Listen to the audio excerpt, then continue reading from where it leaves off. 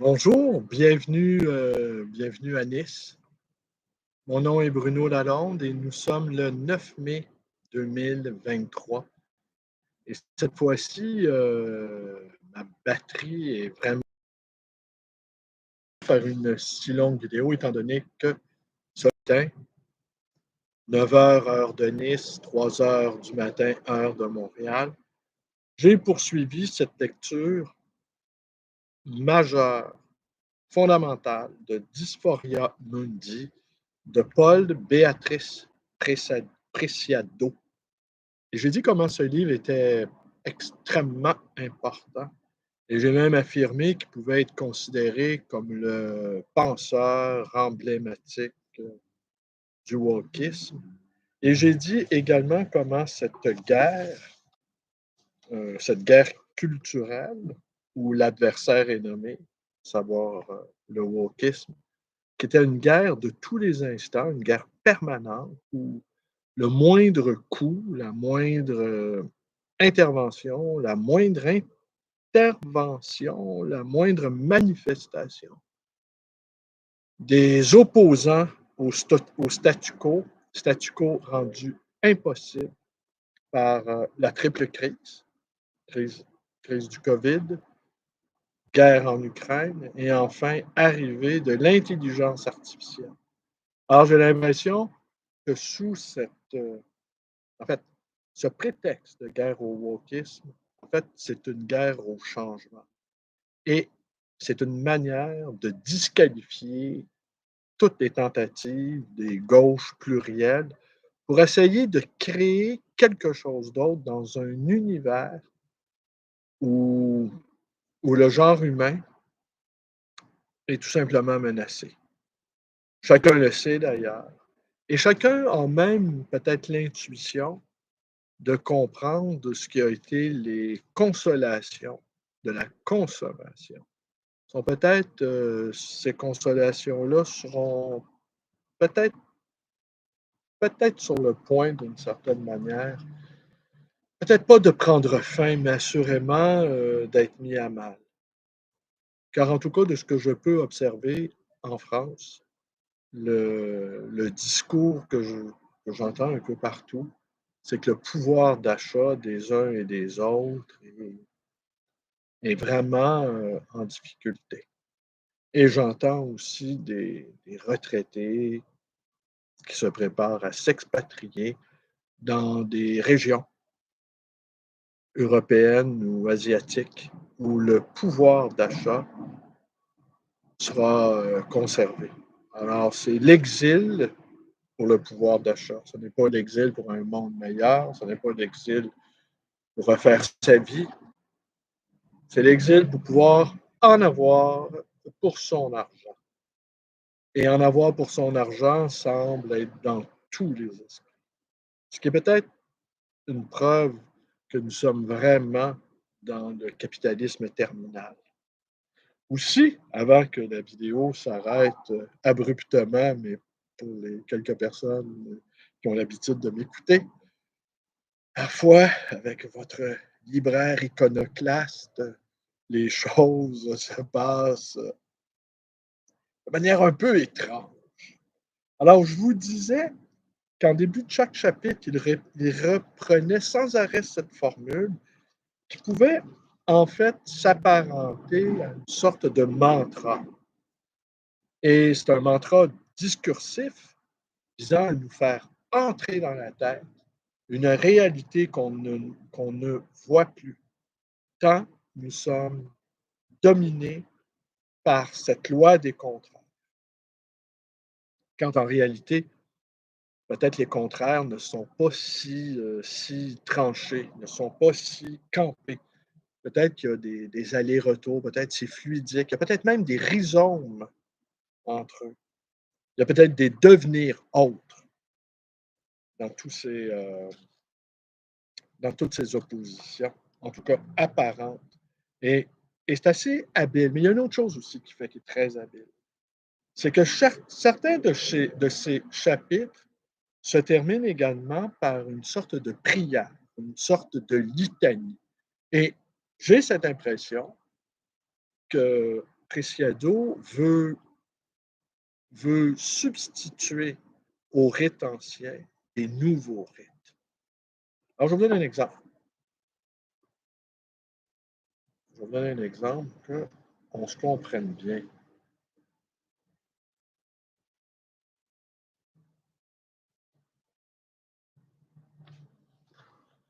Oraison funèbre. Notre-Dame du réchauffement climatique, priez pour nous.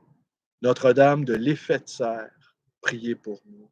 Notre-Dame de la déforestation, priez pour nous. Notre-Dame de la désertification, priez pour nous. Notre-Dame des feux, priez pour nous. Notre-Dame de l'érosion des sols, priez pour nous. Notre-Dame de la faim, priez pour nous.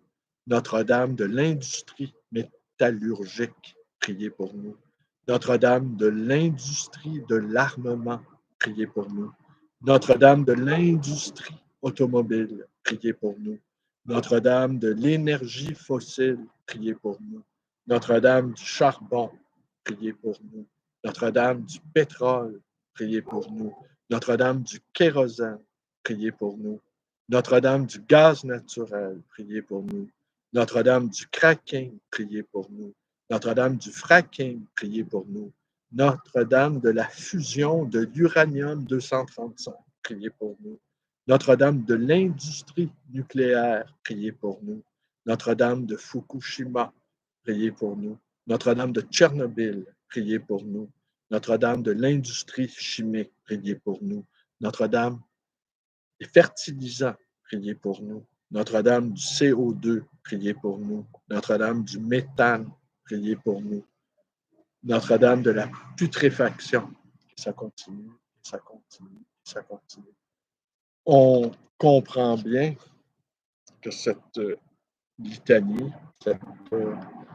cette prière, sans doute à un Dieu absent, vise à nous faire ressentir dans quel univers existentiel nous mouvons, dans quel univers existentiel nous vivons. Et sans doute, la plastification du monde nous échappe maintenant. Sans doute, nous ne réalisons pas que nous utilisons des énergies fossiles qui ont mis des millions d'années à se sédimenter et qu'en quelques générations, nous dilapidons. Et cela ne se recréera pas avant. Alors, cette litanie vise à bien nous enfoncer dans la tête le monde réel, le monde existentiel dans lequel nous vivons. Alors, et ça aussi, ça se termine aussi, une autre affaire aussi, c'est Yuan est partout. Vous avez entendu dans la première vidéo, Hiroshima est partout. Une fois que la première bombe atomique a été larguée, c'était clair, maintenant nous vivions dans un régime atomique.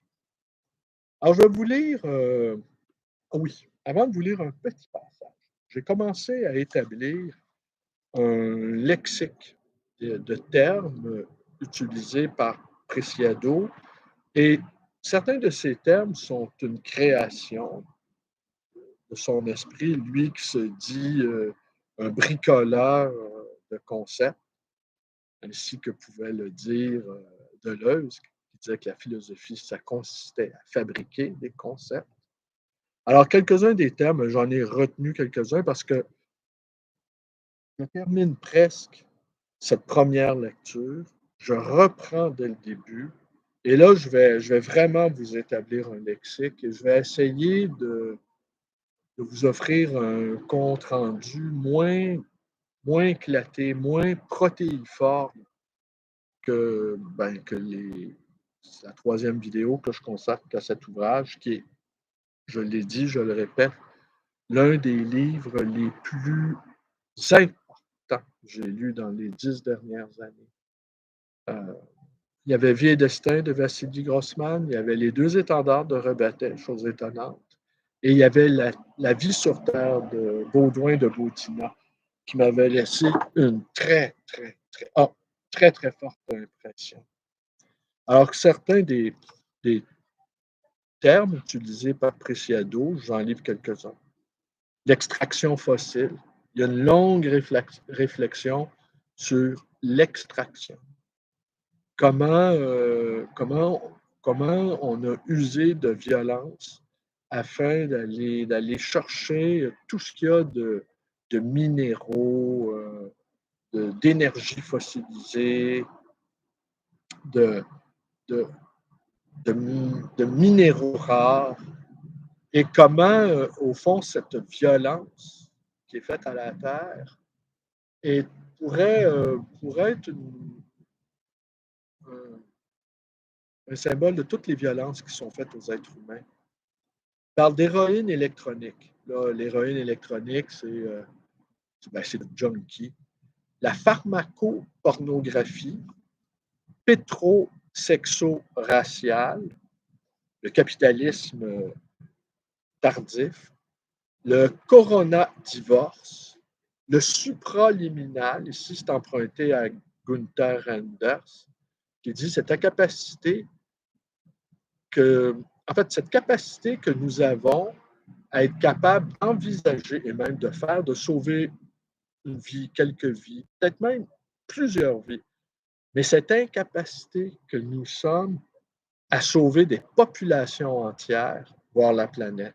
Alors, ils appellent ça le supraliminal, la somatopolitique, la technopo, la terraformation, c'est-à-dire le fantasme d'Elon Musk, par exemple, et les adeptes, tous les adeptes enfin, pas de suprahumanisme, mais vous voyez ce que je veux dire, c'est-à-dire cette capacité à aller recréer en dehors de la Terre d'autres formes de destruction.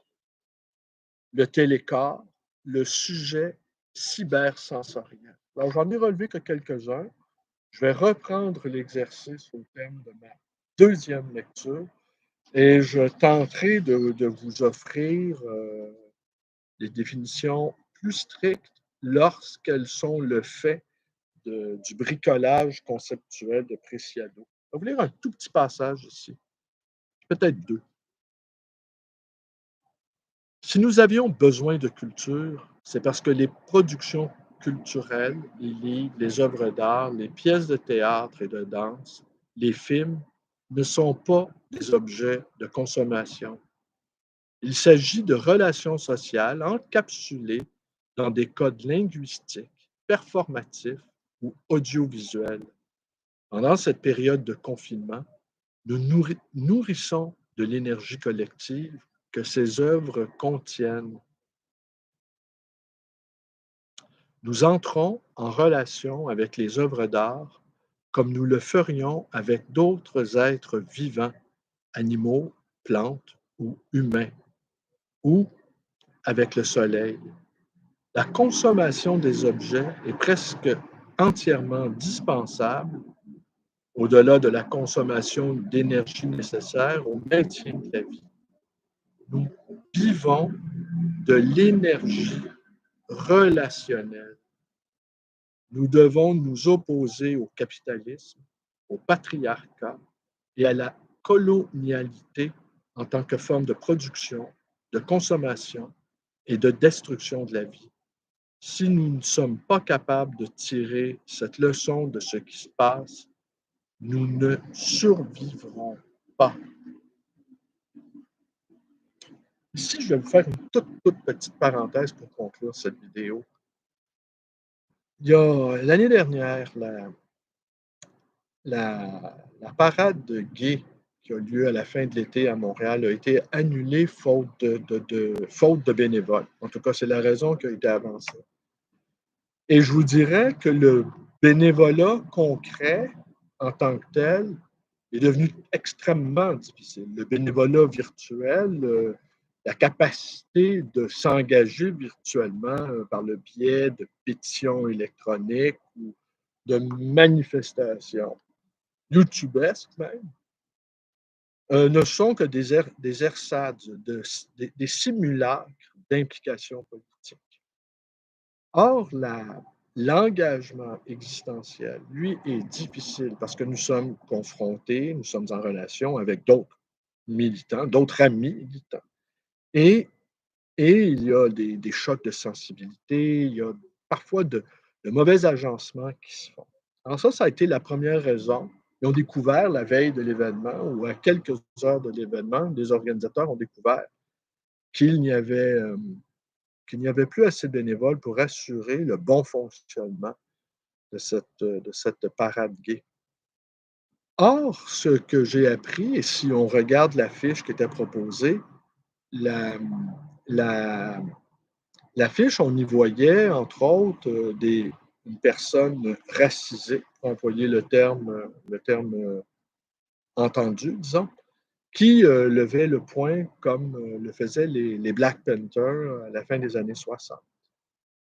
Et beaucoup se sont interrogés sur cette image très politique et beaucoup se sont demandé quel lien ça pouvait avoir avec les droits des gays et le combat anticolonial. Et ce que j'ai appris, en tout cas de sources assez sûres, c'est que beaucoup de militants gays près de cet événement ont jugé que le groupe, le groupe animant, créant cet événement, avait été phagocyté, avait été parasité par le Black Lives Matter. Alors, moi, j'ai réfléchi à ça, puis peut-être la lecture de Preciado m'a permis de mieux comprendre comment,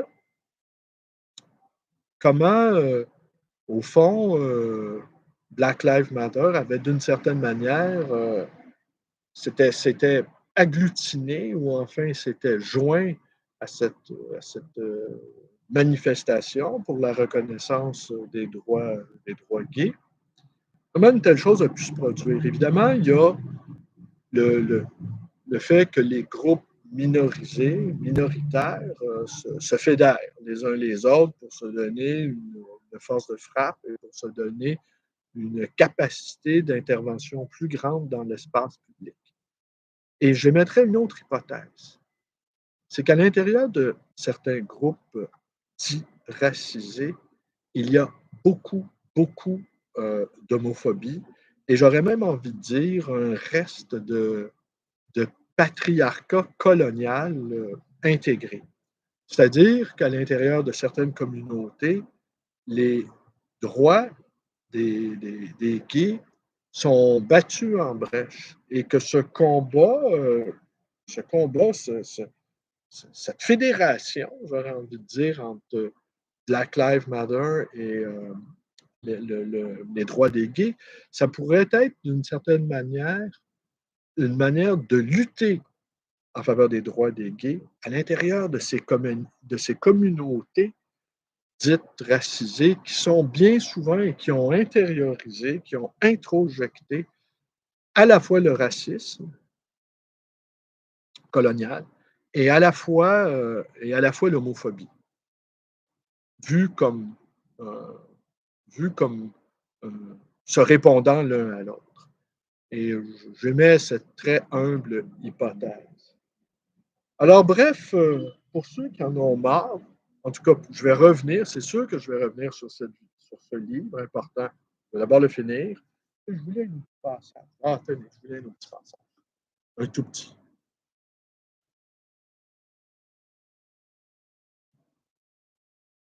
Il cite ici la poète Szymborska qui disait préférer le ridicule d'écrire des poèmes au ridicule de ne pas les écrire. Alors, écrire des poèmes, ça reste toujours important.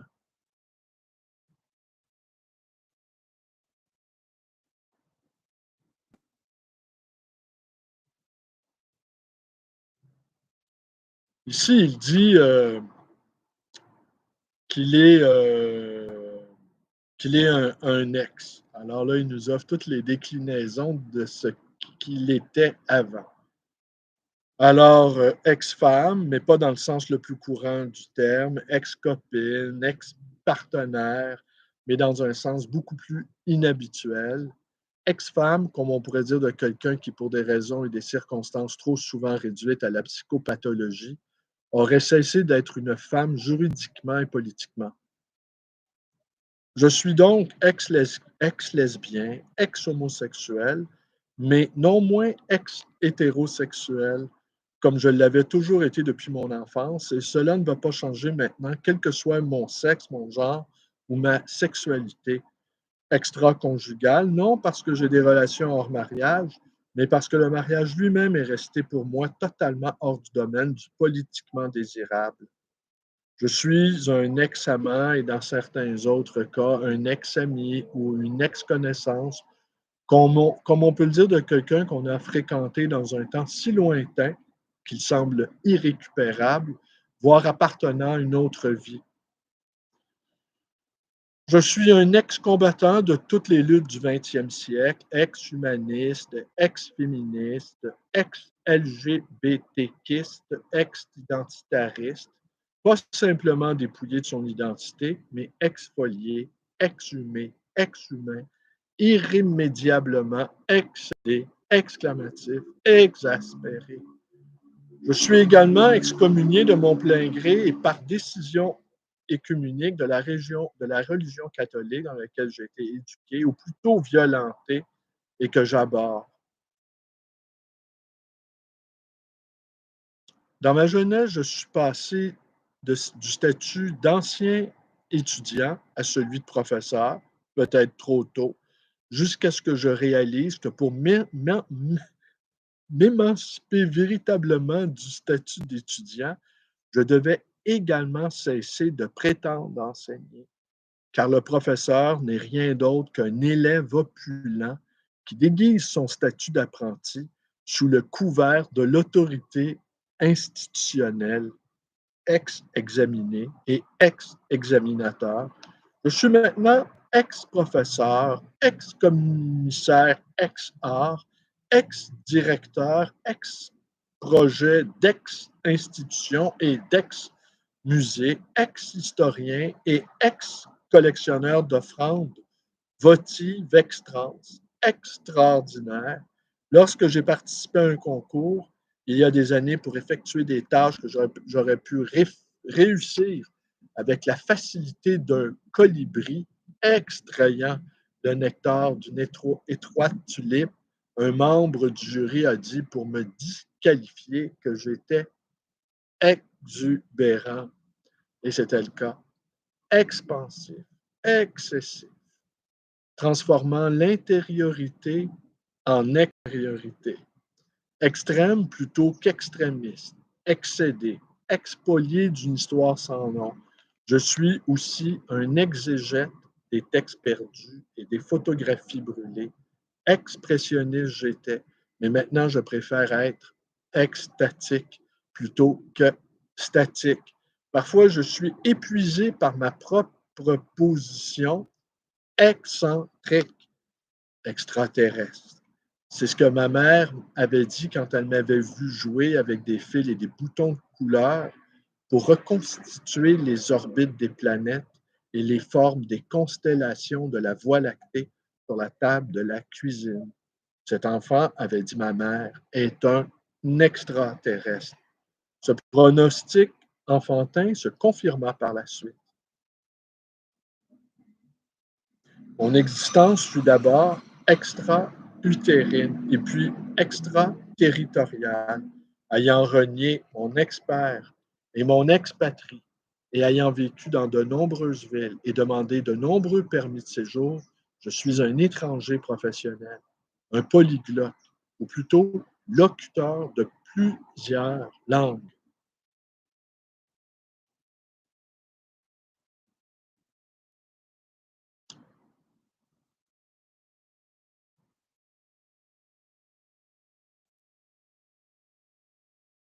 Mon étrangeté est accentuée par ma sortie du régime binaire du genre, comme lorsque je me baigne nu et qu'en sortant de l'eau, j'apparais, certains m'auraient qualifié d'exhibitionniste, comme un être d'un autre temps, ex-chronique, ou d'une autre société, ex-sociale.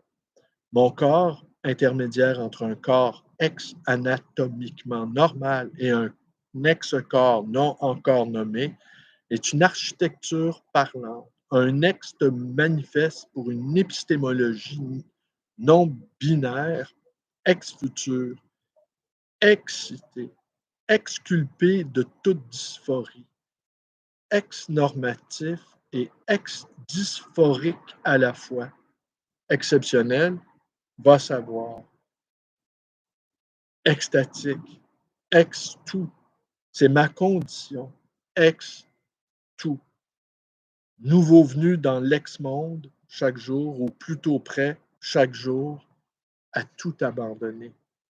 Cette situation d'ex, comme une coordonnée précise sur une carte ou un point sur la ligne du temps, semblait être la réponse à la question que Rilke posa un jour à son ex, Lou Andrea Salomé, qui le fit changer son ex-nom René à jamais remplacé par Rainer. Quand est le présent?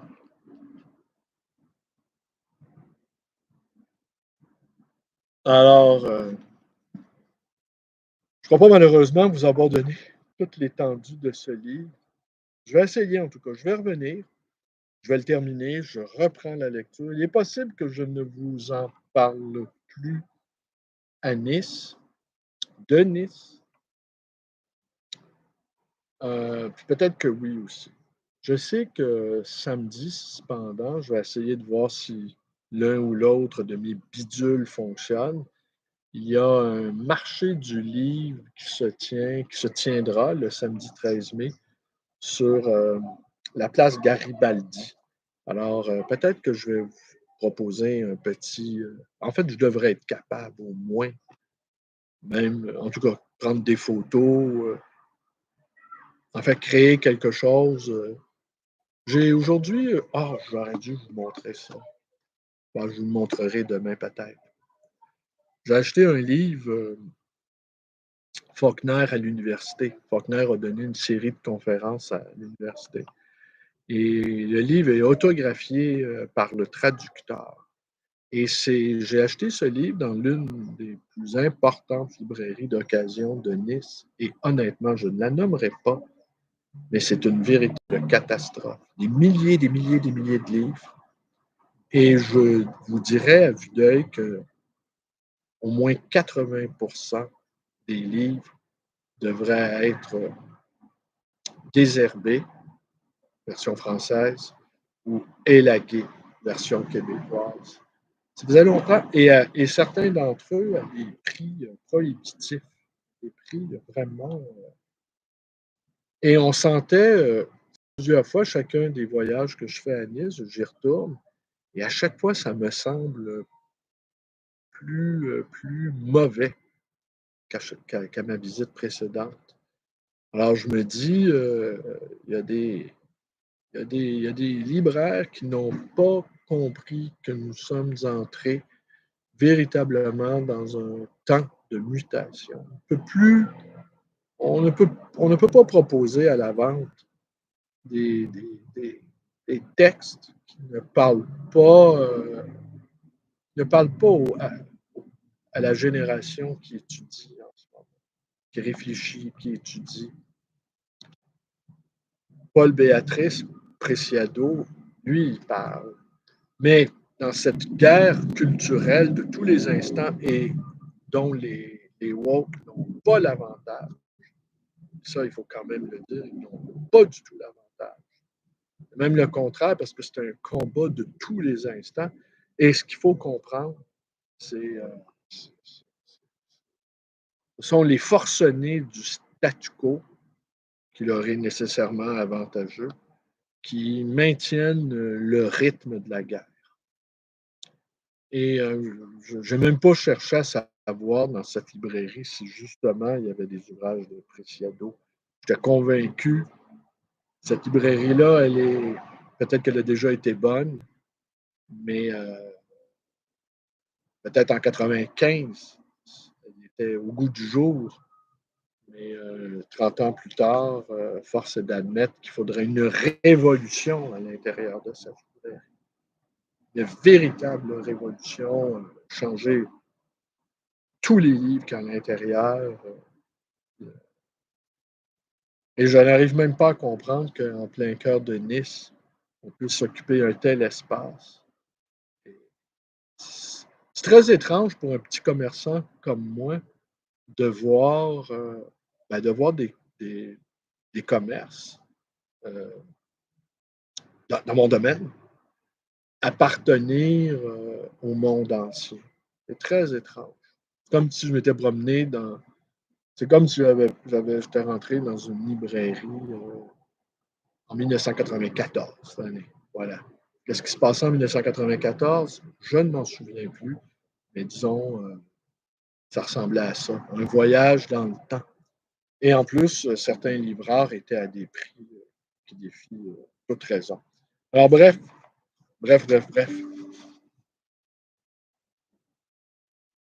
Bon, ben voilà, c'est tout pour aujourd'hui et je vous dis à demain. Peut-être à demain.